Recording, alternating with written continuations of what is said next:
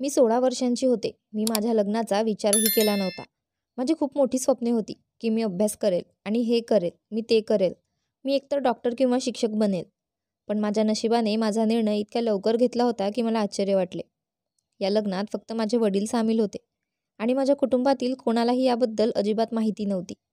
असो, कोणते माझे लग्न माझ्या आनंदाने आणि माझ्या परवानगीने एका खूप छान व्यक्तीशी होणार होते, की बरेच लोक येतील. माझा भावी नवरा खूप आजारी आणि वेडा माणूस होता, ज्याला लग्नाच्या दिवशीही साखळदंडांनी बांधून ठेवले होते, जे फेऱ्यांदरम्यान उघडण्यात आले.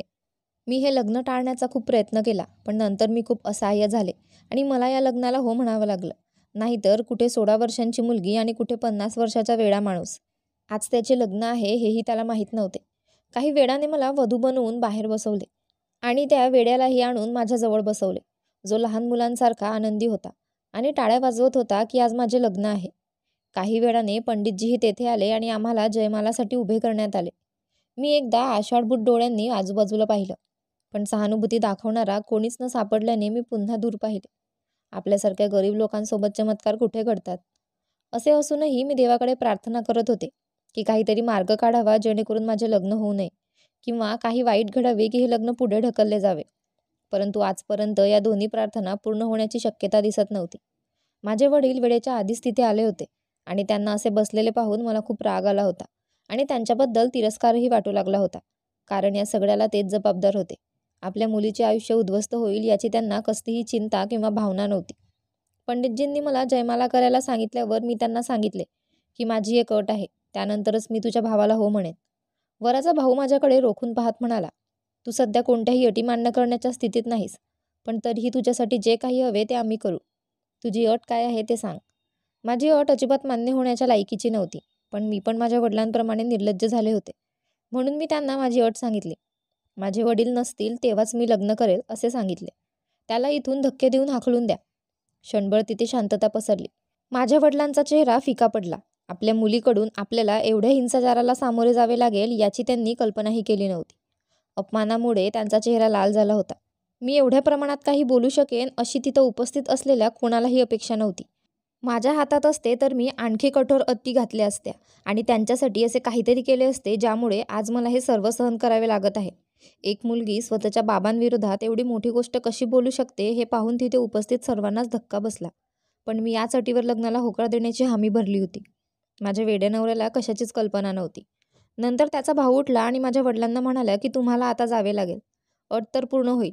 मी हे सर्व एका विशिष्ट हेतूने केले होते की कदाचित माझे वडील वेळेनुसार बदलतील किंवा त्यांचे हृदय बदलू शकेल आणि जर त्यांच्या मनात माझ्याबद्दल सहानुभूती आणि प्रेम जागृत झाले तर तो मला या अतुलनीय विवाहापासून वाचवू शकेल.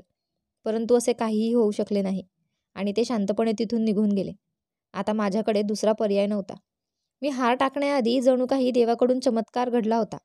अचानक दार उघडले आणि माझी आई वादळासारखी आत आली. माझ्या आईने माझा नववधूचा वेश मोठ्या आश्चर्याने पाहिला. मला माहीत होतं की त्यावेळेस तिच्याही हृदयाचे तुकडे झाले असावेत आणि इतर आईप्रमाणेच माझ्या आईलाही स्वतःच्या हातांनी मला निरोप देण्याची इच्छा होती. पण नियतीनेच मला त्या अवस्थेत आणले होते. कदाचित तिला आता कळले असेल. आईला पाहून माझा वेडा नवरा टाळ्या वाजवू लागला आणि तिच्या पायाशी बसला. माझ्या आईने पोलिसांनाही सोबत आणले होते. मी धावत जाऊन माझ्या आईला मिठी मारली आणि पोलिसांनी तिथे उपस्थित सर्वांना हातकड्या घालायला सुरुवात केली. तेथे उपस्थित असलेले सर्वजण घाबरले, कारण हे त्यांच्या कल्पनेपेक्षा पूर्णपणे वेगळे होते. असं काही घडेल असा विचारही त्यांनी केला नव्हता आणि माझी आई मला वाचवण्यासाठी इतक्या टोकाला जाईल याची मला कल्पनाही नव्हती. अचानक वराचा भाऊ माझ्या आईकडे गेला आणि तिला हळूवारपणे म्हणाला, तू ही अटक आता थांबवली नाहीस तर भूतकाळातील सर्व गोष्टी सर्वांसमोर येतील. तू तुझ्या मुलीला सांग की तुमचे आणि माझे पूर्वी खूप घट्ट नाते होते.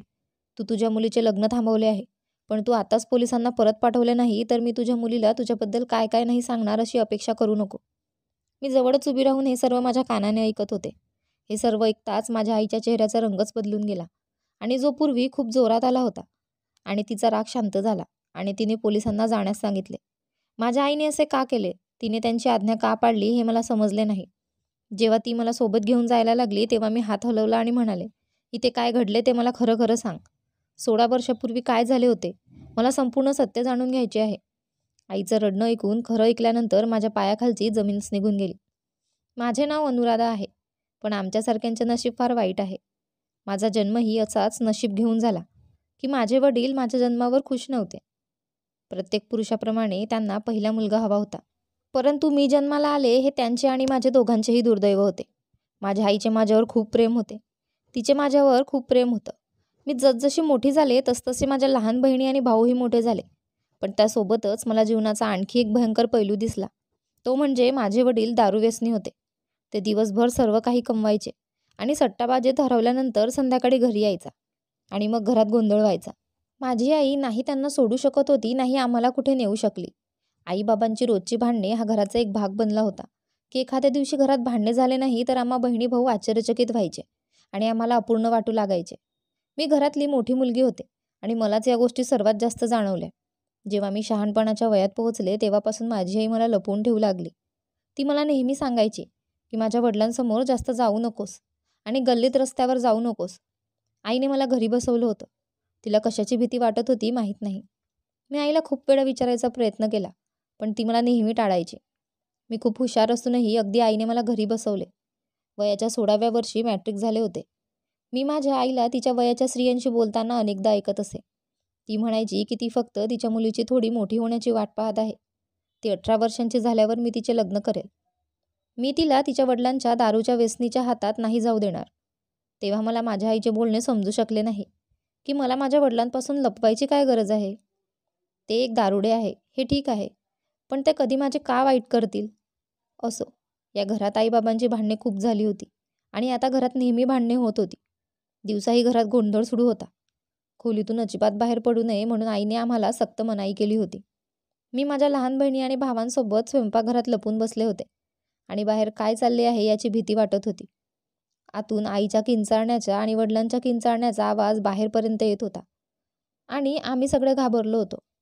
पुन्हा पुन्हा बाहेर जावं आणि काय चाललंय ते बघावं असं वाटत होतं. पण मला आईचा सल्ला आठवत होता. काही वेळापूर्वी तिने मला किचनमध्ये जायला सांगितलं होतं आणि तिने हेही सांगितलं होतं की मी किचनमधून अजिबात बाहेर पडू नये, जरी आभाळ कोसळले तरी. याहून चांगले काय असू शकते की माझी आई बरी आहे. माझे हृदय धडधडत होते. मला माहीत नाही की माझे वडील तिला काय मारत होते. माझी आई सतत ओरडत होती. आता त्या आवाजामध्ये एका माणसाचा आवाज अधिकच येऊ लागला होता. माझ्या संयमाची परीक्षाही तुटली. म्हणून मी किचनचा दरवाजा थोडा उघडला आणि बाहेर हलवला. म्हणून दार थोडं उघडलं. मी बाहेर डोकावून पाहिलं की बाहेर काय चाललंय ते मला दिसलं आणि माझ्या डोळ्यांनी जे दृश्य पाहिलं त्याने मला मनापासून लाजवलं. माझे वडील या नीच स्तरावर जातील असे मला कधीच वाटले नव्हते. ते आपल्या पत्नीचा म्हणजेच माझ्या आईचा हात एका अज्ञात व्यक्तीला देत होते. ती व्यक्ती दिसायला खूप सभ्य दिसत होती, पण त्यांच्या अशा कृती पाहून कोणीच त्यांना सभ्य बोलणार नाही. तो आईला ओढत होता आणि आई ओरडत होती आणि स्वतःला थांबवत होती. मी काही वेळ हे दृश्य पाहत राहिले, पण नंतर मला ते सहन होईना झालं की हा अनोळखी आणि दुराचारी व्यक्ती माझ्या आईला अशा प्रकारे घेऊन जात होता. आईच्या सल्ल्याकडे दुर्लक्ष करून मी पटकन बाहेर पळत गेले आणि आईला सोडवण्याचा प्रयत्न करू लागले. जेव्हा माझ्या वडिलांनी हे दृश्य पाहिले तेव्हा त्यांनी मला थप्पड मारली आणि मला मागे फिरवले, पण मी थांबले नाही. मी माझ्या आईला या माणसाबरोबर कसे जाऊ देऊ शकेल. असे वाटले की माझे वडील माझ्या आईचा सौदा करत आहेत आणि तिला विकून आले आहे. स्वतःला मोकळं करण्याचा खूप प्रयत्न करत असताना आई मला ओरडली की तुला बाहेर यायला कोणी सांगितलं, तू आज जा, लवकर आज जा. मी म्हणाले, आई मी तुला सोडून कसे जाऊ शकते. मी तुला जाऊ देऊ शकत नाही.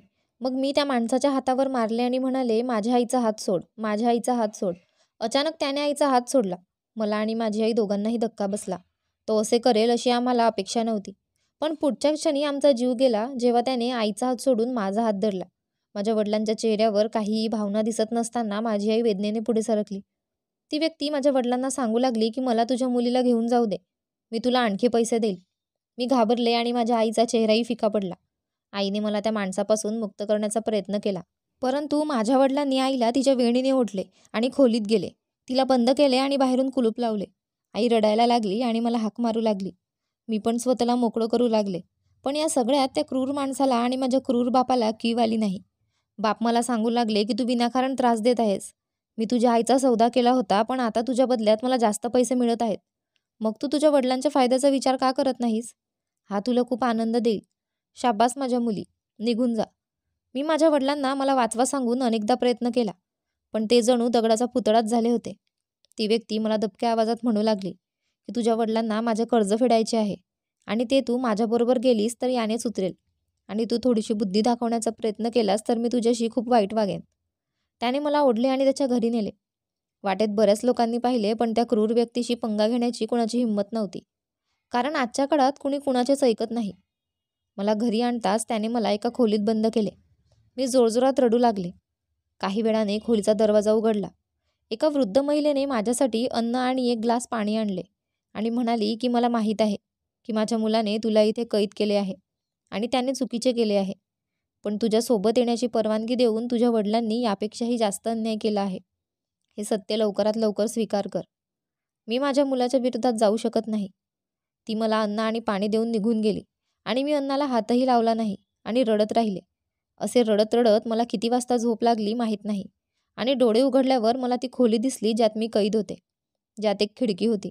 म्हणून मी ती खिडकी उघडली तेव्हा मला समोर ती म्हातारी आणि तो माणूस दिसत होता. तीच म्हातारी जी दुपारी माझ्याकडे आली. मला इथे आणणारा माणूस तिचा मुलगा होता. ती त्याला सांगत होती की या गरीब मुलीचा काय दोष होता. प्रत्युत्तरात तो म्हणाला, माझ्या भावाचा काय दोष होता. मी माझ्यासाठी नाही तर त्याच्यासाठी तिला आणले आहे. त्याचे बोलणे ऐकून मी आश्चर्यचकित झाले होते, कारण तो मला कोणत्या उद्देशाने इथे घेऊन आला होता हे मला समजत नव्हते.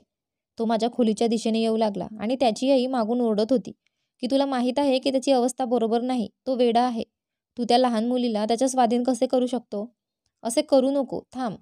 हे सगळं ऐकून मला खूप भीती वाटली की तो मला कोणत्या वेड्याच्या हवाली करणार आहे. मला वाटलं कदाचित तो माझ्याशी लग्न करेल, कारण जेव्हा जेव्हा आमच्या परिसरातील एखाद्या व्यसनाधीन व्यक्तीने आपली मुलगी अशाच दुसऱ्या पुरुषाला विकली तेव्हा तो माणूस त्या मुलीशी लग्न करायचा. म्हणूनच मला पण वाटलं की कदाचित तो आता माझ्याशी लग्न करेल. पण ती वेगळी गोष्ट होती की त्यालाही एक भाऊ होता आणि तो मला त्याच्या स्वाधीन करणार होता. आत येताच त्याने दार उघडले, मला पकडले आणि ओढायला सुरुवात केली. त्याच खोलीच्या समोर एक खोली होती जी बाहेरून बंद होती. त्याने दरवाजाचे कुलूप उघडून मला आत नेले. तेव्हा मला धक्काच बसला. त्याच्यासमोर एक वेडा माणूस उभा होता, जो साखळीने बांधलेला होता. साखळीने बांधलेला असण्याचा अर्थ एकच होता की तो खूप धोकादायक होता, म्हणून त्याला बांधले होते. मला इथे का आणले आहे, मी घाबरून ओरडू लागले. त्या माणसाने मला खोलीत ढकलले आणि भावाची चेन उघडण्यास सुरुवात केली, तर त्याची आई त्याला मागून सतत मनाई करत होती. त्याच्या फायद्यासाठी माझ्यासोबत इतका मोठा गुन्हा करू नकोस असे सांगत होती. मी 15 वर्षांची असले तरी मुलीच्या इज्जतीचं महत्त्व मला माहीत होतं आणि कदाचित या वेड्या माणसाच्या हातून माझी इज्जत नष्ट होणार होती. त्याने त्याच्या वेड्या भावाच्या बेड्या मोकळ्या केल्या आणि मला खोलीत ढकलले आणि बाहेरून दरवाजा लावून घेतला. त्याचा भाऊ सतत माझ्याकडे बघत होता, जणू तो मला ओळखायचा प्रयत्न करत होता. त्याच्या बोलण्यातून असे वाटत होते की जणू तो मला खूप दिवसांपासून ओळखतो. पण मी त्याला पहिल्यांदाच पाहिल्यामुळे मी गोंधळली होते. तेवढ्यात तो वेडा माझ्याकडे पूर्ण वेगाने धावत आला आणि मी घाबरले आणि भिंतीला चिकटून डोळे मिटले. पण काय झालं, तो येताच माझ्या पायाशी बसला आणि माझ्या पायाला हात लावू लागला आणि म्हणाला, धन्यवाद, तू आलीस. मी इतकी वर्षे तुझी वाट पाहत होतो की तू एक ना एक दिवस नक्की येशील आणि बघ, आज तू आलीस. मी त्याच्या बाजूने काही भयानक वृत्तीची वाट पाहत होते. हे सर्व ऐकून मला धक्काच बसला. ती व्यक्ती माझ्या आईच्याच वयाची होती आणि त्याचे माझ्या पायाशी नतमस्तक होणे मला अजिबात आवडले नाही. त्याला उचलून मी म्हणाले, तू कोण आहेस आणि वर्षानुवर्षे माझी वाट का पाहत होतास तेही सांग. असं कसं केलंस. तो माझ्या पायावरून उठला आणि वेड्यासारखा हसायला लागला आणि टाळ्या वाजवताना तो म्हणू लागला की आता मी तुला कुठेही जाऊ देणार नाही. त्याने माझा हात धरला आणि त्याच्या साखळीने बांधायला सुरुवात केली आणि मला वेदना होत होत्या. त्याचा जोरजोरात हसण्याचा आवाज येत होता आणि माझ्या ओरडण्याचा आवाज येत होता. शेवटी त्याच्या आईला माझी दया आली आणि तिने दरवाजा उघडला आणि मला त्या वेड्याच्या तावडीतून सोडवले आणि मला तिच्या खोलीत घेऊन गेली. त्या घराची काय कथा आहे हे मला समजत नव्हते. ज्या व्यक्तीने मला माझ्या वडिलांकडून विकत घेतले होते तो चांगला माणूस दिसत होता, पण त्याने फार वाईट केले होते की त्याने मला इतक्या पैशांनी इथे विकत घेतले आहे. तो येताच तिला तिथून का काढले म्हणून आईशी भांडू लागला. तो म्हणाला, तुला माहीत आहे का मी या सगळ्यांच्या मागे किती काळ होतो आणि मी बदला घेण्याचा निर्णय घेतला होता. आता तूच या मार्गातील भिंत बनलीस. असं करू नकोस. आणि तो मला पुन्हा त्या वेड्याच्या खोलीत ओढू लागला आणि मी ओढू लागले. ती बाई पण पुन्हा पुन्हा तेच सांगत होती, तुला माहीत आहे हे बरोबर नाही. त्या मुलीला त्याच्याकडे पाठवणे धोकादायक आहे. तिच्यावर असा अन्याय करू नको. त्याची आई बळजबरीने पुढे आली आणि मला सोडून तिच्या खोलीत नेले. नाहीतर तो मला पुन्हा त्या वेड्याच्या खोलीत पाठवत होता जो मला साखळदंडांनी बांधू पाहत होता. मला ते समजले नाही तो कोणत्या सूडाबद्दल बोलत आहे. जर त्याला माझ्या वडिलांवर सूड उगवला असेल तर मला त्यांच्या आणि त्यांच्यामध्ये का आणले जात होते. मी तर त्याचा चेहराही पाहिला नाही आणि नाही मला याबद्दल काहीही माहिती होते. महिलेने सांगायला सुरुवात केली की मला फक्त 2 मुलं आणि 1 मुलगी आहे. या दोन्ही भावांचे एकमेकांवर खूप प्रेम होते आणि त्याची प्रत्येक इच्छा पूर्ण करणे हे त्यांचे कर्तव्य मानत होता. या 2 भावांमध्ये खूप प्रेम होते. पण त्यानंतर ती गप्प बसायची. ती मला पुढची गोष्ट सांगू शकली नाही. कदाचित तिच्यात एवढी हिंमत नसावी किंवा ती मला सांगू इच्छित नसावी. मला काय झाले हे जाणून घ्यायचे होते की हा भाऊ वेडा झाला आणि दुसऱ्या भावाने स्वतःला असे बदलले. मला असे वाटले की त्यांच्या आयुष्यात कोणीतरी आले असावे, जे माझ्या कुटुंबातील असेल. म्हणूनच त्याने मला इथे बदला घेण्यासाठी आणले आहे. ती व्यक्ती सतत मला त्याच्या वेड्या भावाच्या स्वाधीन करण्याकडे झुकत होती. तर मी त्याच्या आईची आभारी होते. तिने मला इथे आश्रय दिला होता. मी इथे 4 दिवसांपासून आहे आणि आजपर्यंत माझ्या घरचे कोणीही मला भेटायला आले नव्हते. मला माझ्या वडिलांबद्दल माहिती होते की त्यांना माहीत असले तरी ते येणार नाहीत. तर माझ्या आईला कदाचित इथला पत्ता देखील माहीत नसेल. नाहीतर ती आत्तापर्यंत मला भेटायला आली असती. मला या घरातून बाहेर पडण्याची परवानगी नव्हती. कधीकधी मला खूप वाईट वाटायचं की मी इतकी गरीब का आहे, त्याचे कर्ज फेडणे इतके पैसे माझ्याकडे का नाहीत आणि इथून माझा जीव वाचला असता. म्हातारी मला धीर देत राहिली की तू माझ्या मुलाविरुद्ध काही करू नकोस. एक मुलगा तर आधीच वेडा झाला आहे. माझा दुसऱ्या मुलाला कुणाच्या गैरवर्तनामुळे असे होऊ नये असे मला वाटते. मोठा भाऊ विवाहित असून त्याला 4 मुले आहेत आणि त्याची पत्नी मुलांसोबत दुसऱ्या शहरात राहत होती हे जाणून मलाही खूप आश्चर्य वाटले. कदाचित म्हणूनच त्याने माझ्याशी अजून लग्न केले नव्हते आणि हे खूप चांगले होते आणि मला परत जाण्याचे एक कारण होते. आशेचा किरण दिसत होता, पण आशेचे सगळे किरण विझू लागले. जेव्हा एके दिवशी तो त्याच्या आईला सांगू लागला, तू या मुलीला सांग की मी उद्या त्या दोघांचे लग्न ठरवले आहे. हे ऐकून माझ्यावर आभाळ कोसळले आणि मी त्या स्त्रीच्या पायाशी बसले आणि माफी मागून म्हणाली, मला इथून जाऊ द्या. मी हे लग्न करू शकत नाही. तुमचा मुलगा माझ्यापेक्षा किती मोठा आहे हे तुम्ही पाहिलं असेल. तो माझ्या वडिलांच्या वयाचा आहे आणि तो एक वेडा माणूस आहे. मी त्याच्याशी लग्न कसे करू? पण माझे ऐकले गेले नाही आणि लग्नाचा दिवस आला आणि माझे वडील आणि माझी आई तिथे असण्याचा मला अजिबात अंदाज नव्हता. पण अचानक कथेत एक नवा पैलू आला की माझं लग्न थांबवण्यात आलं आणि मला माझ्या आईला प्रश्न करणं भाग पडलं. माझी आई त्याच खुर्चीवर बसली. तो वेडा जाऊन माझ्या आईच्या पायाजवळ बसला आणि म्हणू लागला की तू मला किती वाट पाहायला लावलीस. इतकी वर्ष झाली. तू आता परत आली आहेस. मला वाटले की आई त्याला मागे करेल, कारण माझी आई त्याला ओळखतही नाही. पण मला मोठा धक्का बसला जेव्हा आईने त्याचा हात धरून त्याला उभे केले आणि ती खूप रडू लागली आणि आता ती त्याची माफी मागू लागली. मी म्हणाले, आई आता माझ्या सहनशीलतेची परिसीमा झाली आहे. हे काय चालले आहे ते सांग. ती वृद्ध महिला जी तिला त्या वेड्याची आई म्हणत होती ती म्हणाली, हे सर्व काय आहे ते मी तुला सांगते. तुझी आई आणि माझा मुलगा एकमेकांवर खूप प्रेम करत होते आणि एकमेकांशी लग्न करू इच्छित होते. खरं तर माझी धाकटी मुलगी तुझ्या आईची मैत्रीण होती आणि तिच्या माध्यमातून ती आमच्या घरी येणे जाणे करत होती. माझ्या मुलाने तिला कुठेतरी पाहिले आणि नेहमीच तिचे गुणगान गायला सुरुवात केली. जेव्हा जेव्हा लग्नाची चर्चा होत होती तेव्हा तो स्पष्टपणे सांगायचा की मी फक्त तिच्याशीच लग्न करेल. जरी आम्हाला माहीत होते की हे होणे अशक्य आहे, कारण तुझी आई आणि आम्ही वेगळ्या समाजाचे आहोत आणि ते समाजाबाहेर जाऊन लग्न करणार नाहीत. पण माझा मुलगा या वाटेने खूप पुढे गेला होता आणि त्याच्यासाठी कोणत्याही किमतीत मागे फिरण्याचा कोणताही मार्ग नव्हता. म्हणून त्याच्या आग्रहावरून आम्ही तुझ्या आईचे नाते आणायला गेलो होतो.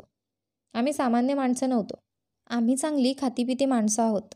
असे असूनही तुझ्या आजोबांनी आमची सर्वांचा खूप अपमान केला आणि आपल्या मुलीचे नाते वाढवण्यासाठी तुमची हिंमत कशी झाली असे विचारत आम्हाला घरातून हाकलून दिले. तर तुझ्या आईनेही फोन करून नकार दिला की माझ्या वडिलांनी माझे लग्न निश्चित केले आहे आणि मला तिथेच लग्न करावे लागेल असे सांगितले. तुझी आई लग्न करून तिच्या नशेबाज नवऱ्यासोबत तर निघून गेली, पण माझ्या मुलाचे आयुष्य उद्ध्वस्त झाले. तो मजनू बनून या अवस्थेला पोहोचला. आजही तो फक्त तिलाच ओळखतो आणि बघ ती येताच कसा तिच्या पायाशी बसला. ज्या व्यक्तीने मला माझ्या वडिलांकडून त्याच्या भावासाठी विकत घेतले होते तो मला म्हणाला, मला फक्त तुझ्या आईचा बदला घ्यायचा होता. तिच्या जवळच्या व्यक्तीपासून दुरावल्यावर मनातून काय वाटतं याची जाणीव तिला करून द्यायची होती. मला माहीत आहे की त्यात मी खूप पुढे आलो होतो आणि मी तुम्हा दोघांचं लग्न करायचं ठरवलं होतं. माझी आई मला सांगत राहिली पण मी तिचे ऐकले नाही. पण माझ्या भावाच्या अवस्थेला फक्त तुझी आईच जबाबदार आहे, जी त्याला सोडून गेली होती. त्यामुळे मी रागाने वेडा झालो आणि मी ते सर्व केले जे मला करायला नको होते. माझी आई रडायला लागली आणि म्हणाली की मी माझ्या इच्छेने लग्न केले नाही. माझ्या घरच्यांनी माझ्यावर जबरदस्ती केली. वडिलांनी मला धमकावले. मला सांगण्यात आले की जर मी त्यांच्या इच्छेनुसार त्या मुलाशी लग्न केले नाही तर ते त्याला ठार मारतील. म्हणून मी माझ्या प्रेमाचा जीव वाचवण्यासाठी गप्प राहिले आणि मी माझ्या वडिलांच्या म्हणण्यानुसार लग्न केले. नशिबाने माझेही काही चांगले गेले नाही. एक दारुडी व्यसनी नवरा. त्यामुळे मी पुढेही नाही आणि मागेही नाही.